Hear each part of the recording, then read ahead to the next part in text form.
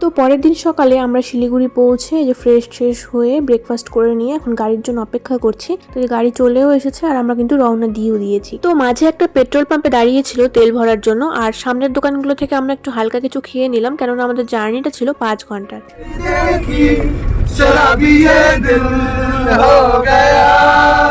আমরা কিন্তু পুরো রাস্তা অনেক মজা করে এবং পাহাড়ের সুন্দর সুন্দর ভিউ দেখতে দেখতে গেছি। আর এই পাহাড়ের ফুলগুলো এগুলো তো আমাকে ভীষণ ভাবে মুগ্ধ করেছে, যেন মনে হচ্ছিল ফুলেরই পাহাড়। তো আমরা সাউথ সিকিমের নামচি নামে একটা জায়গায় ছিলাম। প্রথমে এই নামচিতে নেমে আমরা একটা মন্দিরে ঢুকেছিলাম, তারপর নামচি মার্কেটের ভেতরে একটু ঘোরাঘুরি করে নিলাম। আর এখান থেকে আমাদের হোমস্টেটা কিন্তু বেশ কিছুটা দূরেই ছিল। তো এই যে ফাইনালি আমরা পৌঁছে গেছি আমাদের হোমস্টেতে। আর এই হোমস্টের নাম ছিল হিমালয়ান শেরপা হোমস্টে। আর এই হোমস্টে থেকে কিন্তু অসাধারণ ভিউ দেখা যায়, এমনকি কাঞ্চনজঙ্ঘার চূড়াও কিন্তু দেখতে পাওয়া যায়। তো এই যে আমাদের গাড়ি, আমি আগেই নেমে গেছি গাড়ি থেকে।